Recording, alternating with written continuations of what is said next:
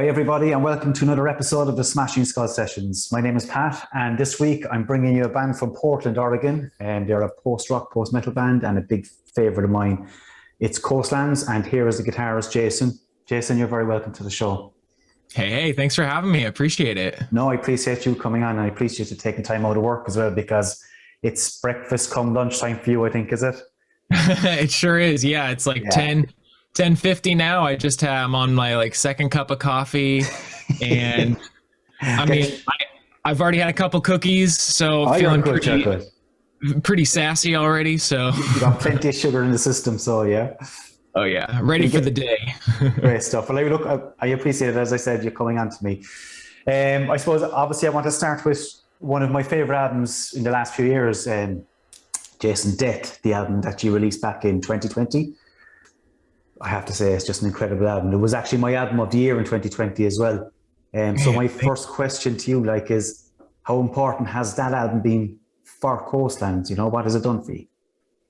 For us, it's definitely done a lot. It's opened up a lot of avenues because we just sort of we explored a lot of things in that album that we'd never really done before. That was the first time. I was actually the first time writing with our drummer Trent, who he joined the band in 2019 because our other drummer decided to quit, and it was right before our first European tour, and Trent stepped in. He learned all the songs for our set in about 2 weeks, and then did that tour with us, which was absolutely insane of him. And he crushed it in such an incredible way. And then when we got back, we were like, hey, we have a bunch of songs. If you want to start working on them with us, we'd love to play with you.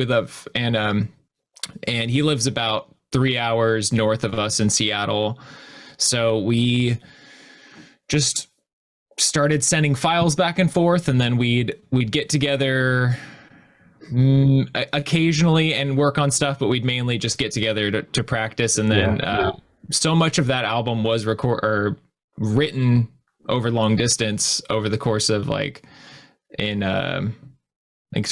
it was just in 2019. Basically 2019 spring is when we started actually getting the demos worked out. And we're working on that, just a whole new process. And would you say there's a whole new fan base, Jason, because of it?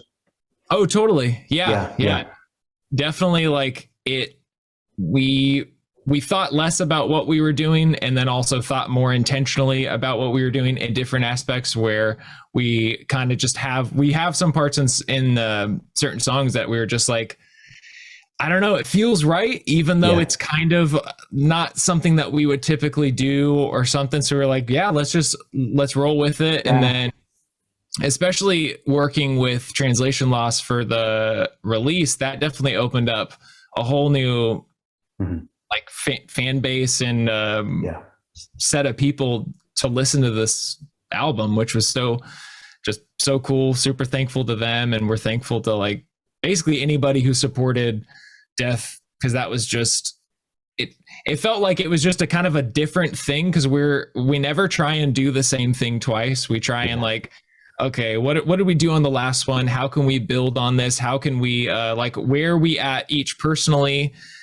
What can we do with our sound? Can we add this thing? Can we do this? And just try and make it as close to us as possible, as close and genuine. Yeah, it sounds like an enjoyable process. So as well, Jason, was it because the way you're speaking about it, it wasn't the case that you felt under pressure to get something out, or felt under pressure to have an album released, 2 years or whatever it might be after the further still?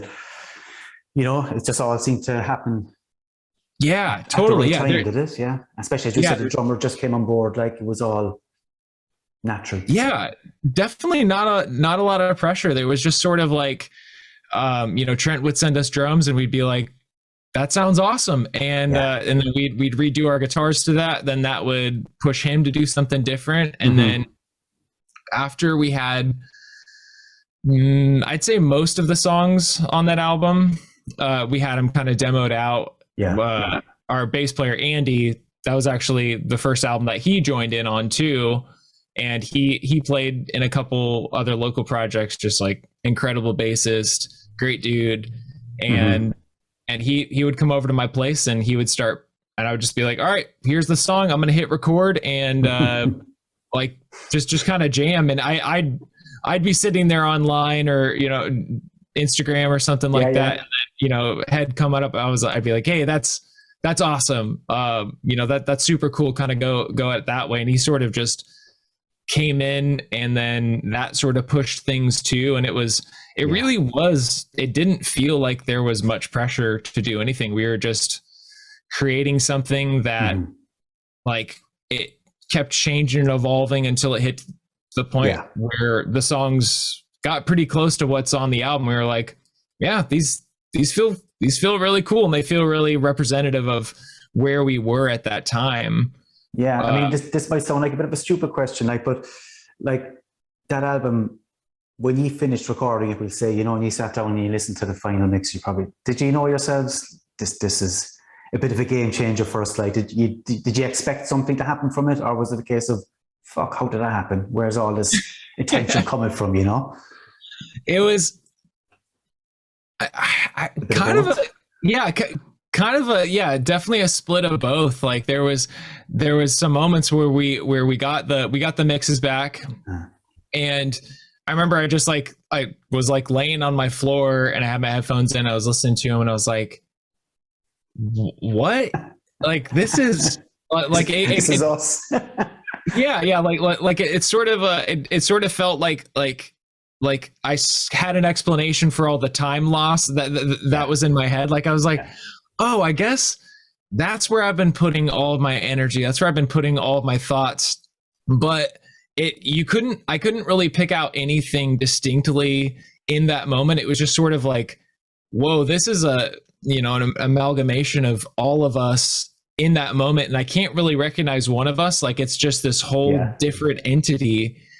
And that was a really, really cool thing. And then, especially when people started to hear the singles we were putting out, we were like, we really didn't know how it was going to be received.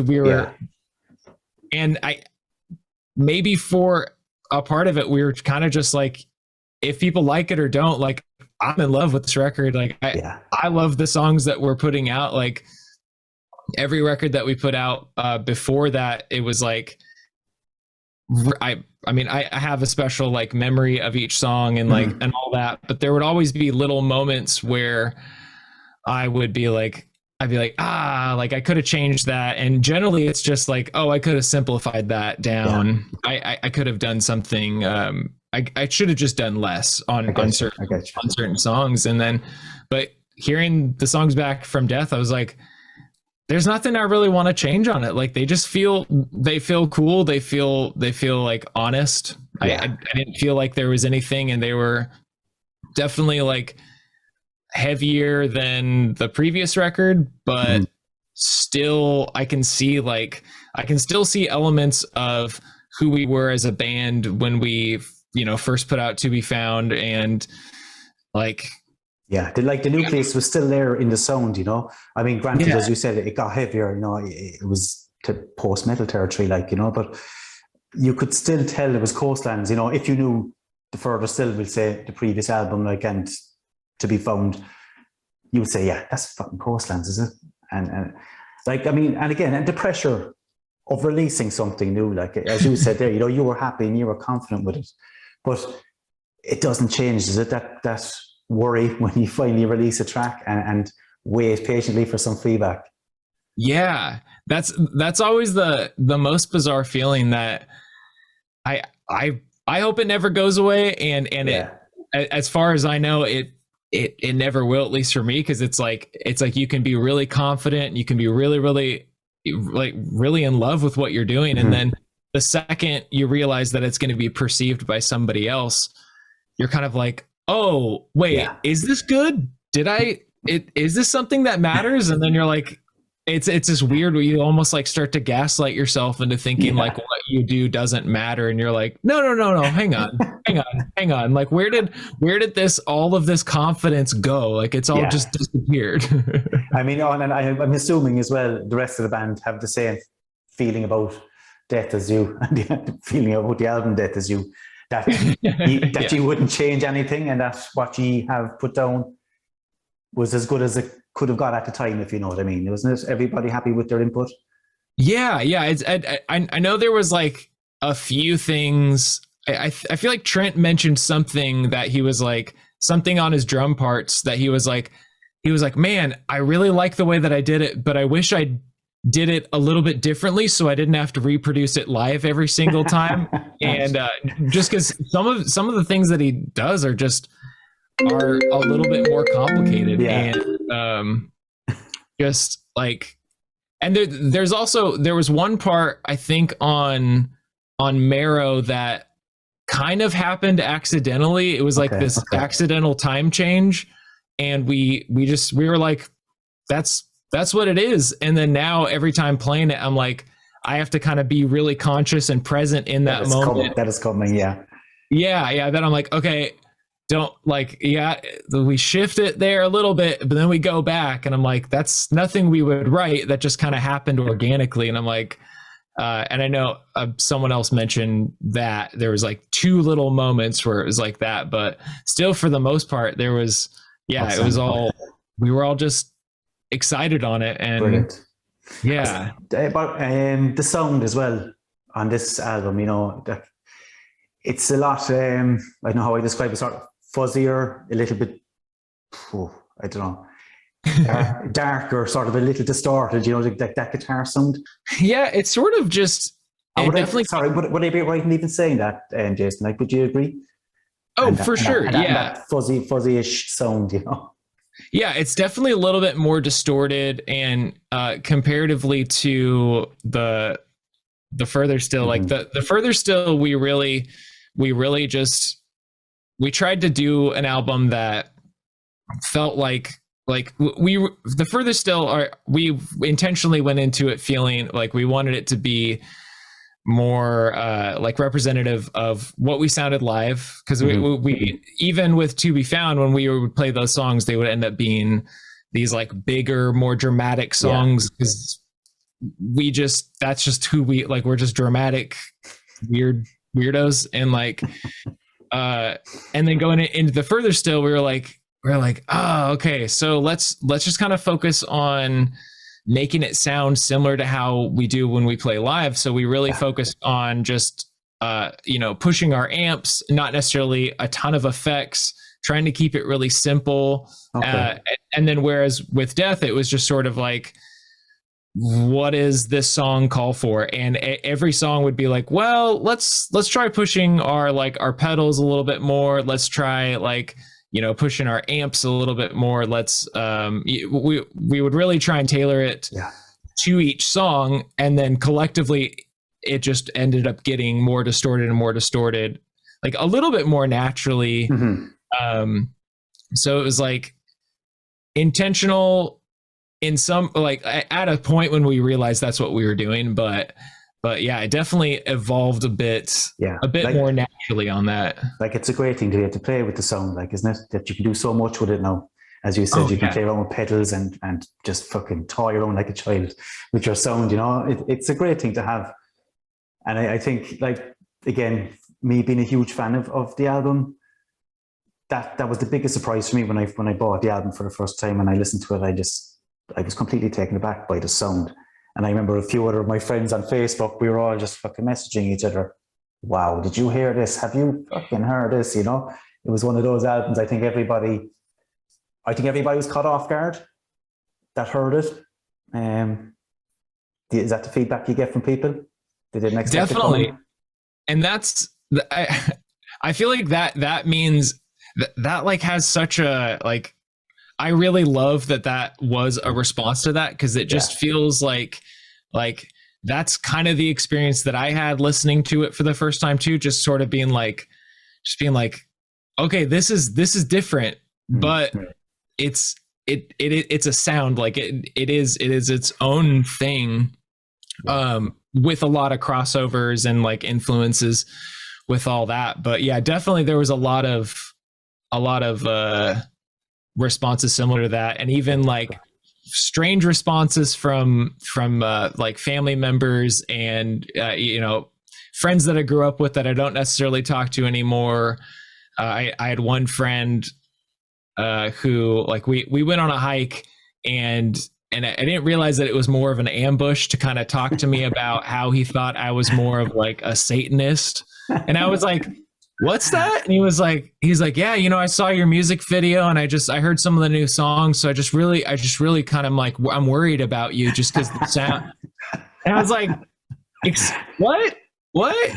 I was like, I mean, I really appreciate that, because that means that, it brought up some visceral response in you, but I'm like, no, I mean, I'm just, what? Like, that was it's you the one who should have been worried. Like, if he's taking you for a hike somewhere, not him to be worried about you. I know. I was like, I kind of want to go home. Like, it's like, this is weird. We're done. I ran out of water. Let's go back.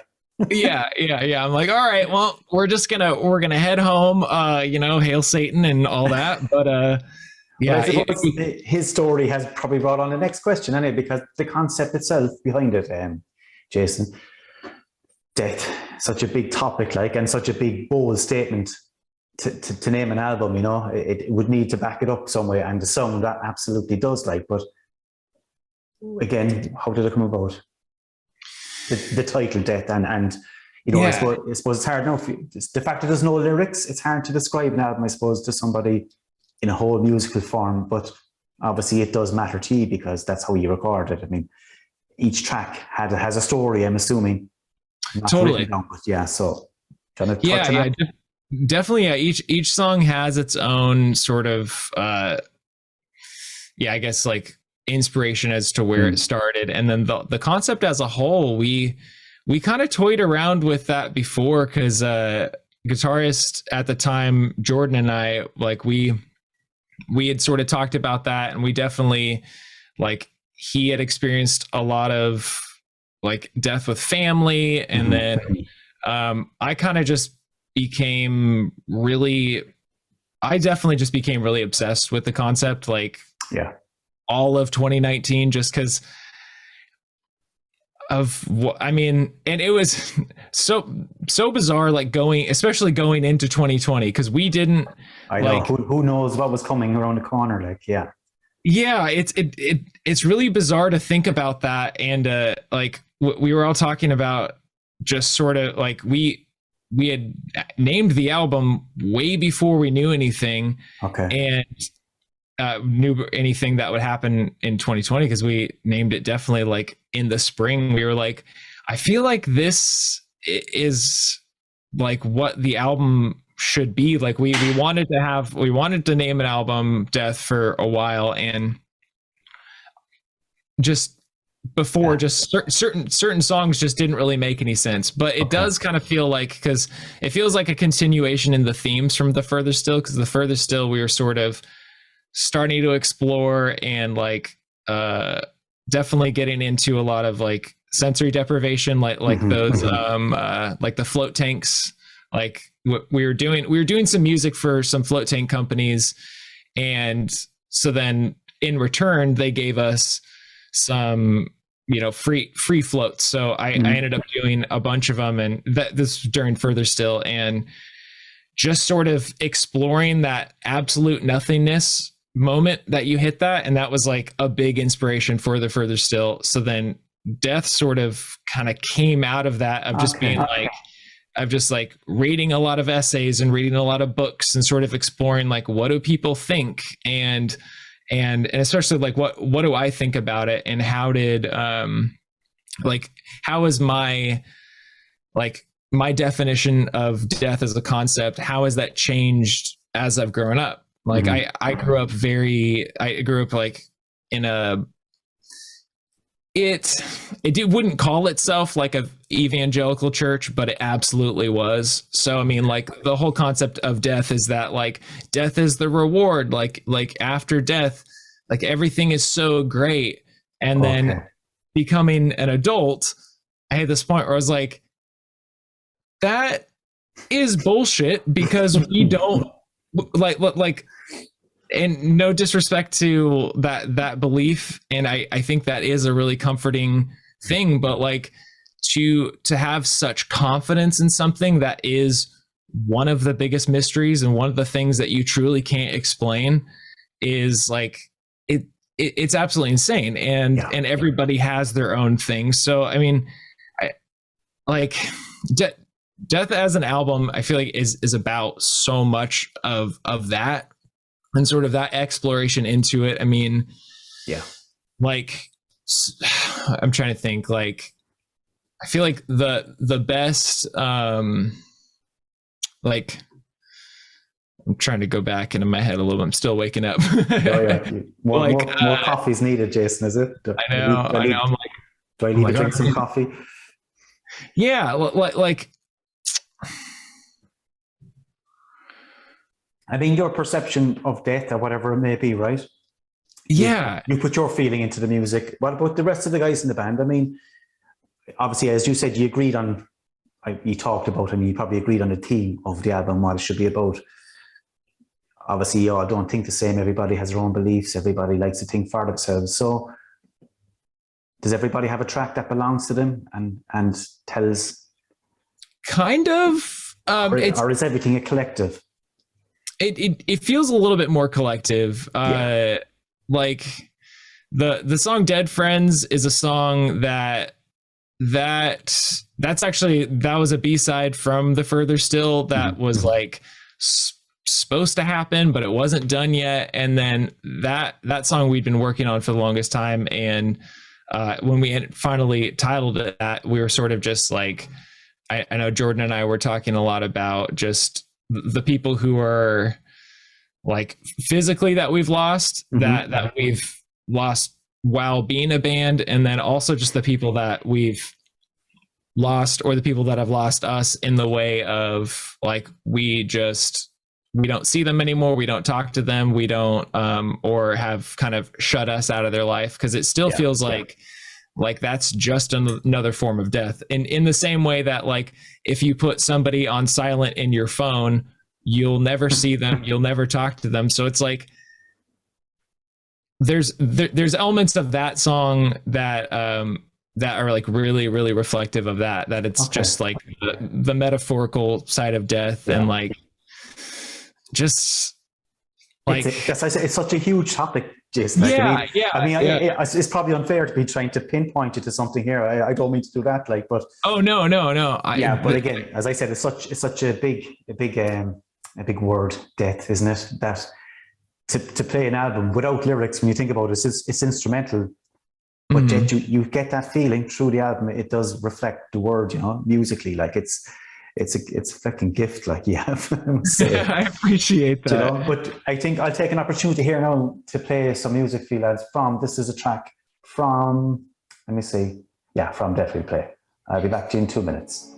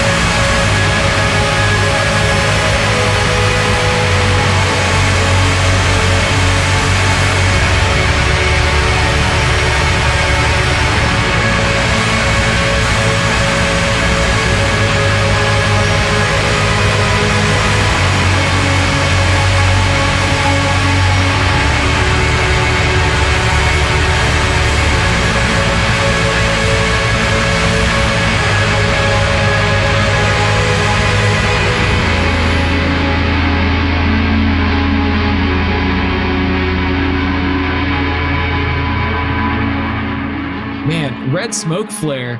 There That you song. go. Red Smoke Flame, guys. That's from the album Death. Personally, it's one of my favorite songs, which is why I chose it. And I was just briefly speaking to Jason about it, and I asked him what his favorite track was, which was. I would say Abandoner or Lay Waste. Yeah. I do really. Red Smoke Flare does hold like a really special place on that album, and it to me it does mean a lot to me as well, because that song started in. I feel like it started in like 2017, 2016 or something. Like it never felt right. And we have all these other different versions of it that we would demo out, and then it ended up what you hear on the record. And I'm like, but I can still see I feel like it's such a, like, it's finally an adult, and I've seen it as a kid, and I've seen it like I remember when we first started writing it, it was right before we went to the first Dunk USA that they had in Vermont, or I guess the only Dunk USA that they had. And it was like 90 degrees in the house. Like it was just like really, really hot, and we were both sweating, and we were just trying out different things. We were both just jamming with each other. And then I think my friend, I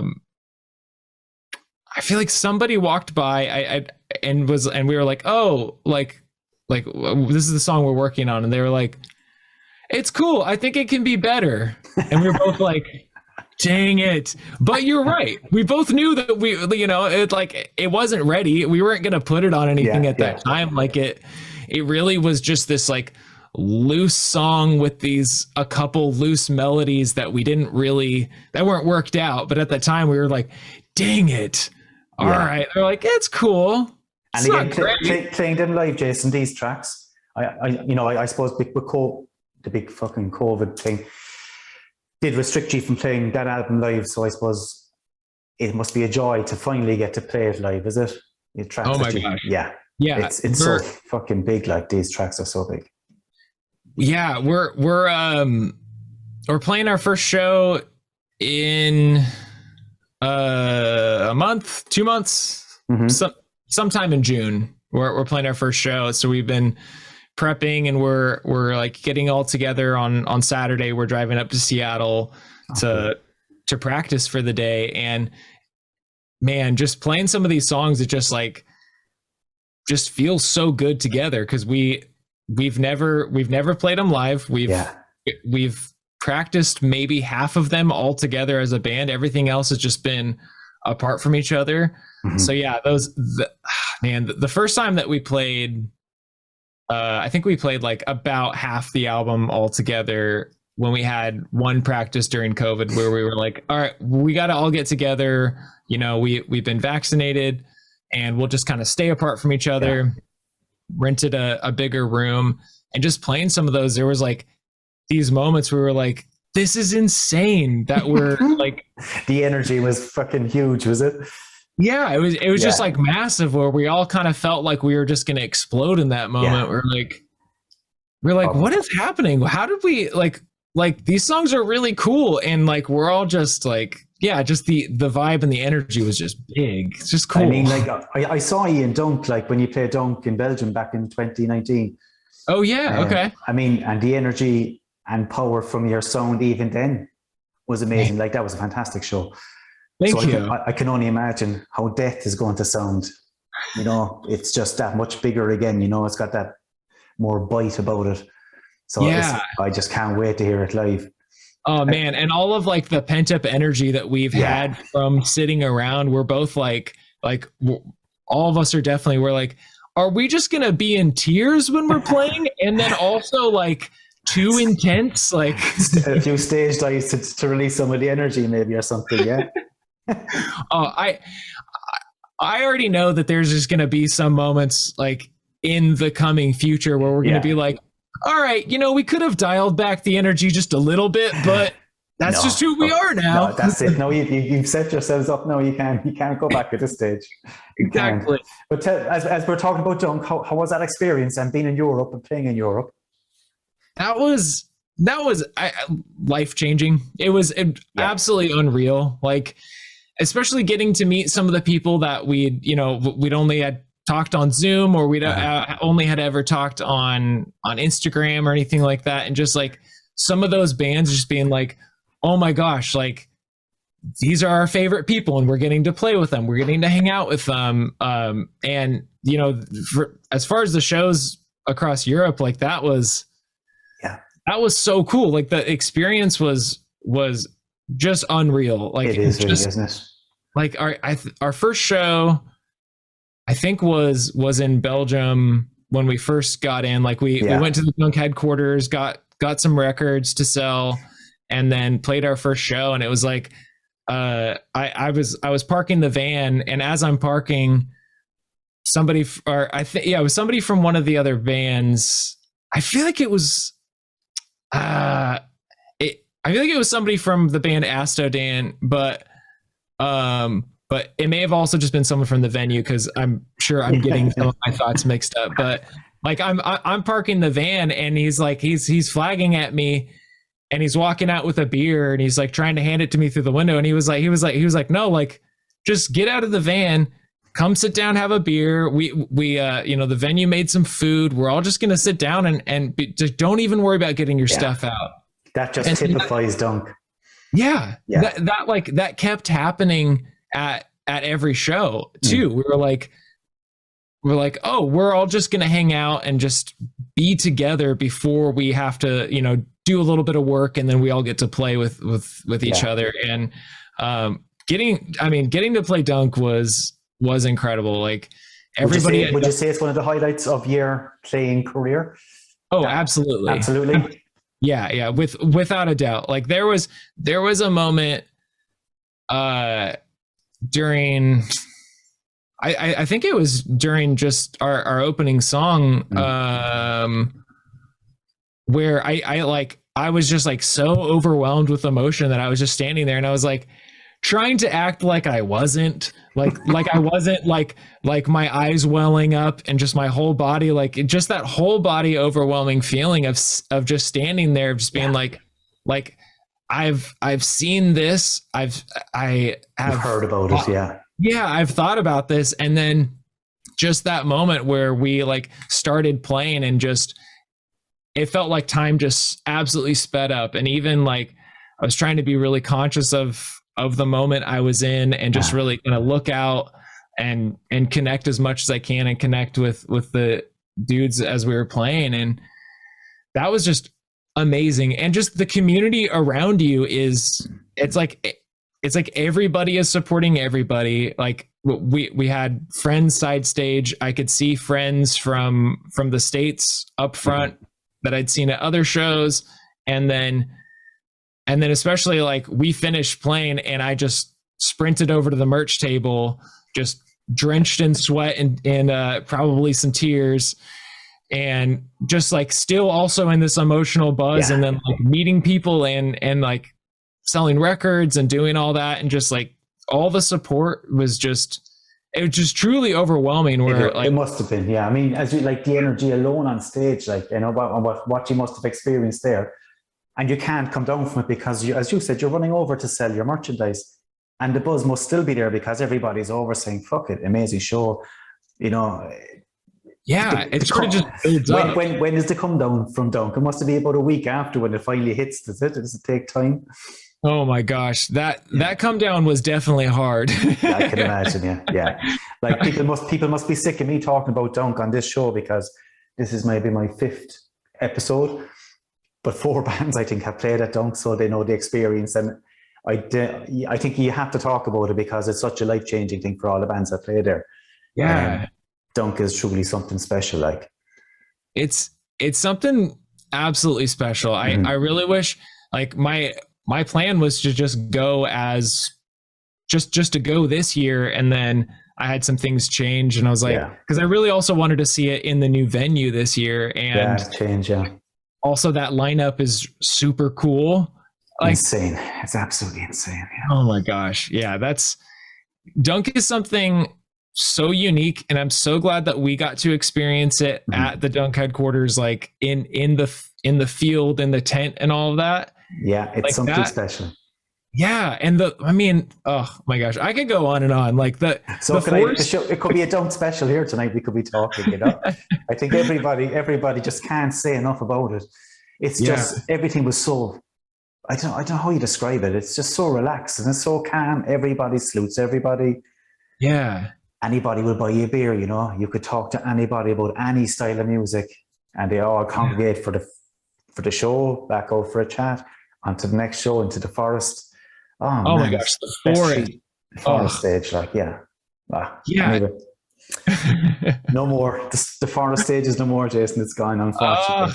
I know. Yeah. I can't. I was trying to describe the forest stage as someone of like all the different. Well, I want to say stages, but like the evolution of the forest stage throughout the day. Like, you know, you see a band in the afternoon, and then in the evening when it's just all dark and you're walking down that path and you hear music and you see lights, and like I'm getting chills just talking about it because I'm there. Like, it's actually standing. The hairs are standing. Yeah. Yeah, me too. Oh man! But come here. Look, you also recorded your live session from Dunk, Dunk 2019 that went out on vinyl. Or it didn't go on vinyl, but you released it. Oh no! They actually did press it on vinyl. Did they press on vinyl? Did it? Actually, it's the one I don't have. I just noticed. I had to fix that. Oh man, I got to send you one. Yeah, we got to sort something there. Are you happy with how that turned out? Definitely. Does listening to that bring you back? Because it must be different playing it and listening back to it. You know. Yeah, it's weird listening back to it because it's. Yeah, I can pinpoint a couple of moments where, because there was one moment where a guitar amp fully went out, and now after I could hear, like, I listened back to the record and I could pinpoint where in the song like something went wrong with the amp, but then you could hear it getting like kind of, you hear like the tubes dying or whatever was happening in that, and then it finally, there's like a little pop.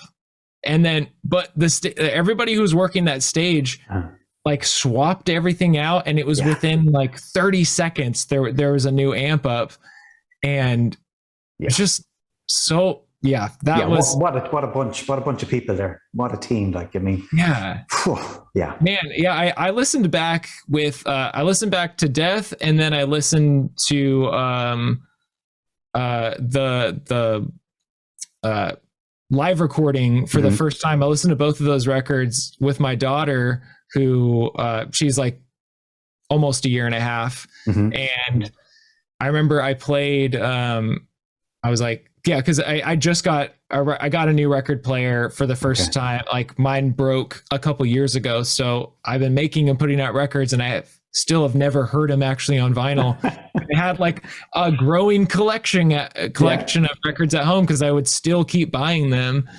and so I finally got a record player this last year, and so I put on those records, and just sitting there with her and just being like, this is really wild. And I think it was at the end of Red Smoke. She was sitting there, and like she does this thing where she kind of just dances with her hand a little bit, and has like there was like, you know, the big ending, and it's fading out, and she just is sitting there and just goes, wow. No way. Jesus, and I was like, man, if you told me like that all of this, like that I would be having this moment, it was like, also I felt fully outside of myself while being totally present, and like brilliant. Yeah. And especially listening to the live record like that, I was like, I had no idea that this moment would ever happen, that I would be able to listen back to it. Like, and you have a hard copy forever now, which is fantastic, isn't it? Yeah. Just like it happened, and we were there, and it was real. And that just, it's a wild experience listening back to it. Like, it is after playing it. Seeing as you're mentioning vinyl, obviously you're a big vinyl fan yourself, yeah? Oh yeah. Yeah. You put up a pretty solid amount of presses of death, didn't she? Is there more variants on the way? Because I'd say, like, I know a few guys now. There's a Facebook friend of mine there, Tobias. He's been collecting every variant that comes out.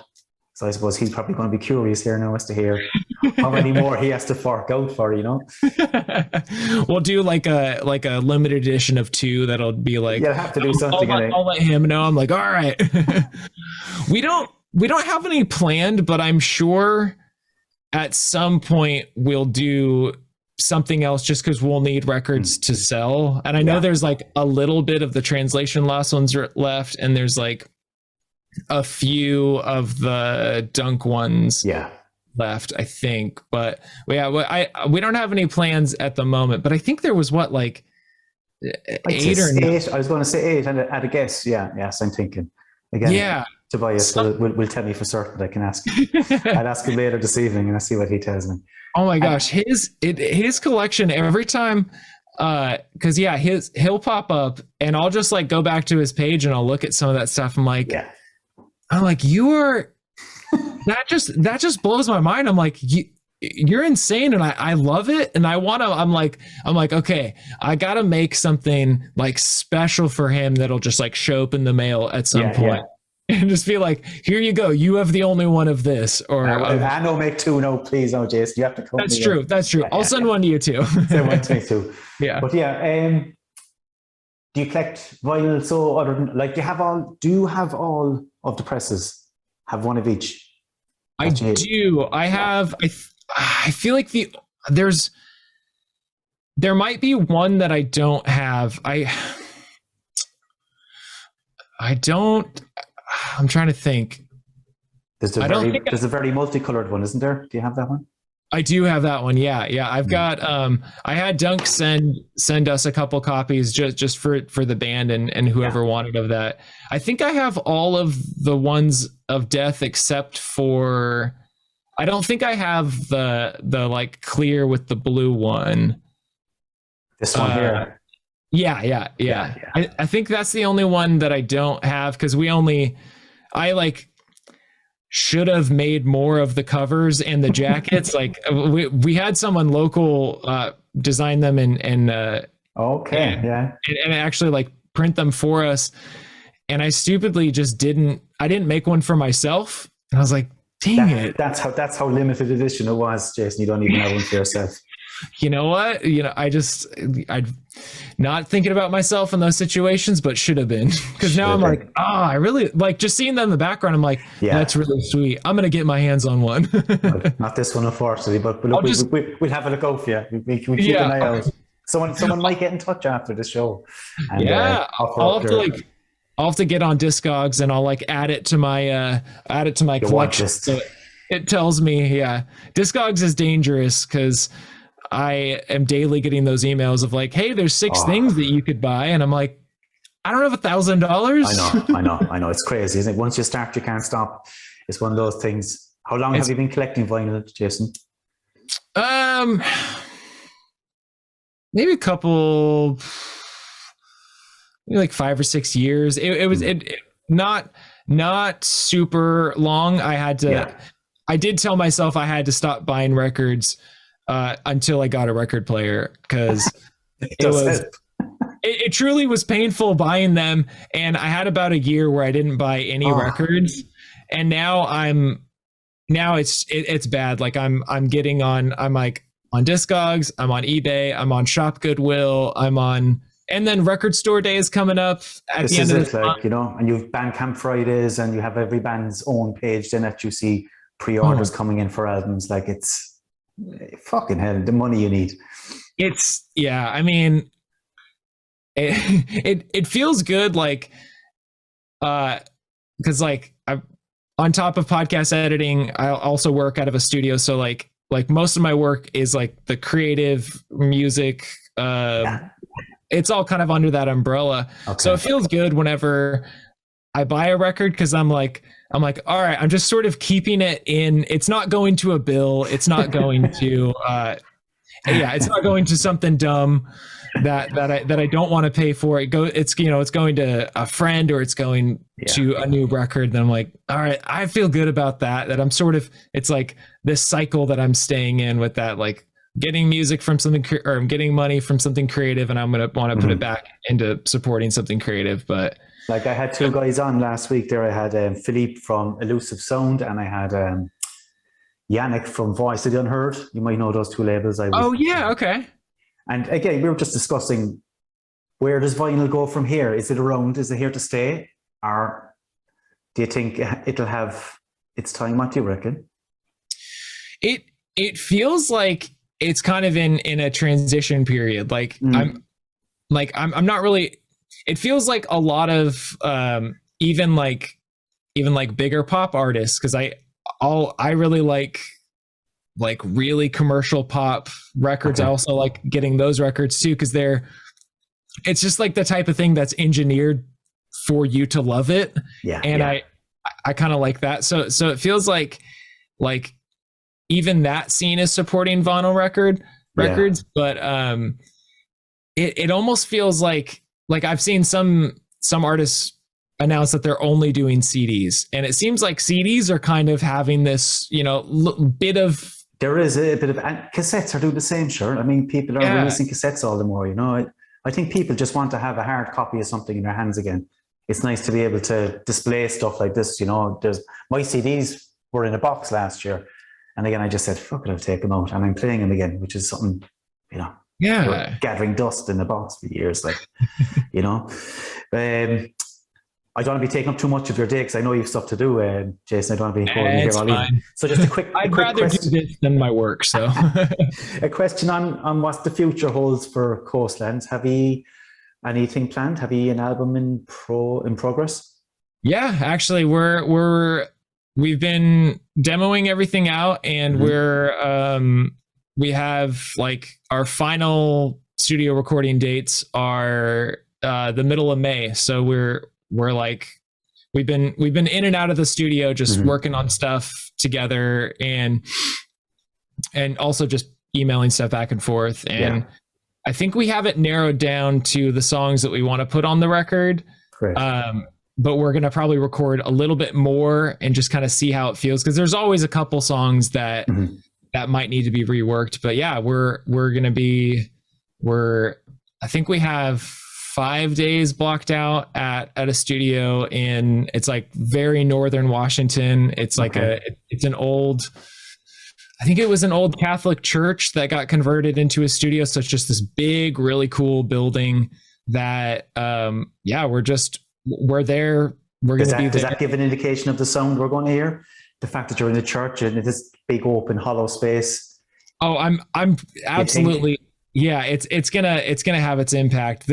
Some of the songs are I mean, as I said before, like we don't want to do the same thing twice. We just want to build on what we've done and see, like, can we do it better? Can we, or better in our eyes? Can we change it? Like, where are we now? And especially all of us are in wildly different places than we were when we 2019 when we recorded Death, and we're also we're like just a 3-piece now, so we're also like rewriting some of the parts, and so I'm hoping, if all goes as planned, we'll have at least a song to share maybe midsummer or so.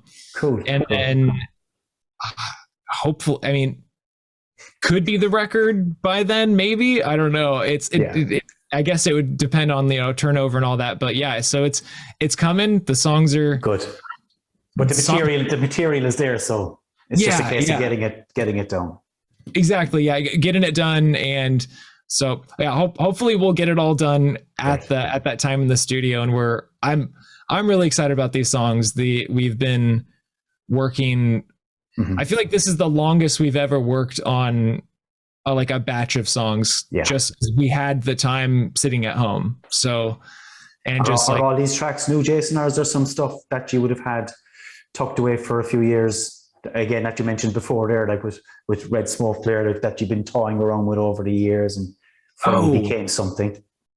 I think there's one song that was supposed to be on Death, but it should be on this coming record. But I think that's the only one. Everything else is pretty much all brand new. Cool. And written. I mean, a lot of it. There's a song that it started with Trent, our drummer. He wrote the main melody, and then we sort of built it out from there. So it has a whole different feel. There's another song that started with Andy on bass, and then I added stuff, and then we sort of built it backwards. So it's definitely like we just tried to do it differently, so that we could force ourselves into a slightly different sound, so that we're not repeating the same thing. And I'm very excited about these tracks. Hopefully it'll have the same impact, the same response. Impact, exactly. I've no doubt it will. Maybe we're going to have a small bit of fun here. So because I gave you 3 questions, my 3 session questions there to have an old ponder last week. I don't know, did you have a look at them or not? I did. Yeah. I actually forgot about them until this morning, and then I glanced at them and I was like, oh, okay. It's just I had a few things that came to mind. Yeah. Cool. So the first question will be, if you could walk into a recording studio and record any track from any year, any genre, any style of music, what track would it be? I feel like it's kind of hard to pinpoint the exact track, but it would be any of the songs that were like really popular between like 1999 and 2005, like some of those like grungy alternative ones, or even the more like popular alternative ones, like Third Eye Blind, Eve 6, like all of those songs that I really grew up with, that really for better or for worse, like formed a lot of my music opinions in that time. And then a lot of the like early like post-hardcore sort of like screamo sound of a lot of those bands. I feel like any of those songs, because I know them inside out, that I could just like boom, boom, boom, just jump into. I was jump like, and nail them. Exactly. Yeah. I don't know how good they would sound, but I would think that I nailed them. would you ever think of actually recording a cover version? Would you as part of a B-side or something? Or we would totally do something like that. I'd love to hear your take on something, actually. Yeah, that'd be cool. Yeah, maybe we'll try and do that. I guess we got to figure out like collectively. I mean, we always joke about doing the Jurassic Park theme song and mixing it with another song. Yeah. But we're like, I think we'll get sued for that. Yeah. Second question for you. If you could if you could play live on stage with any band, if you could walk on stage with any band, past or present, who would it be? I would say anybody in the band Under Oath. I'm a huge fan of that fan. So much so that you get tongue twisted. Yeah. I always jokingly like swap the first 2 letters, or the first like 1 or 2 letters, if it's 2 words in a row. That like I do it so often that now it becomes like I'll just speak like that, and it's really stupid. And that was a moment where I'm like, everybody now knows. I'm like, dang it. But I grew up listening to the band Under Oath. Yeah. I would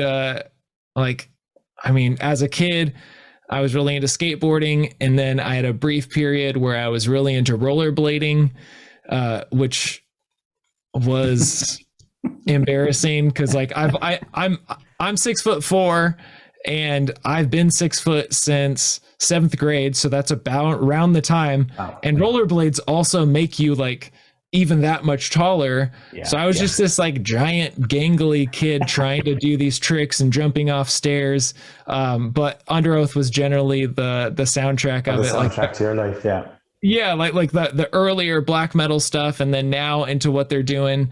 I definitely respect and I'm like inspired by each one of the dudes who plays in that band, just their creative outlook on everything is just so impressive. Great call. I like it.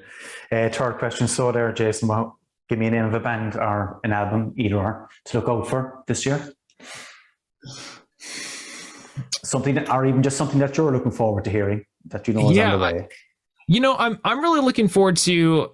Are you familiar with the band Minor Movements? Yeah, I am. So I know they've been working on something new. I've heard a couple, like little live demos or videos that they've sent over my way, and those songs I'm so excited about. Like they're like they've just changed a lot of things, and the sound that they're crafting.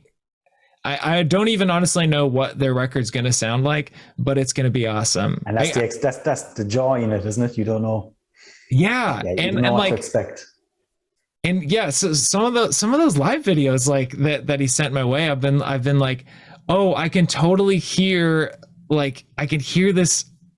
I guess like I can sort of see your vision with the song, and it's got me really excited. I guess that album, and then an album that just came out by a local band, our friend's band, it's called Luna Vista. The album's called Somerset, and that album came out maybe a few weeks ago, and the vinyl will be out I think later in the fall, and that has just. What style of music is that, Jason? What type of stuff do they play?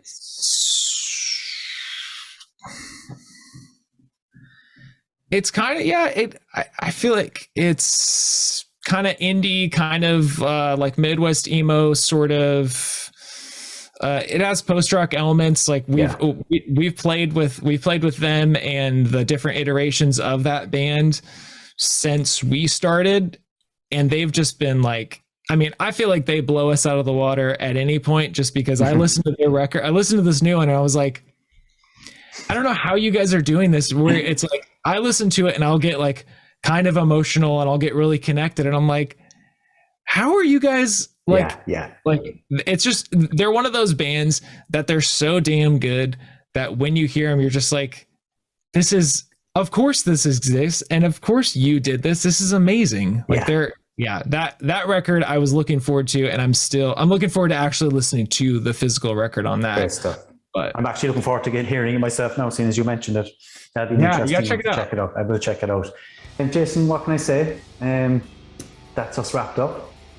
Awesome. Of course, man. Thank you so much for inviting me, and like this was so good. I like can't say enough about how much I appreciate you and your support. And I wish you all the best. I wish you all the best with touring with the new album, which I can't wait to hear, and give my best to all the band. And that's it, really. That's all I can say, Jason. Everybody else, thanks for tuning in. Thanks to Richie from the Metal Cell, who produces and edits the show, as always. Legend. That's it, guys. Take care, and we see you in a couple of weeks' time. All the best.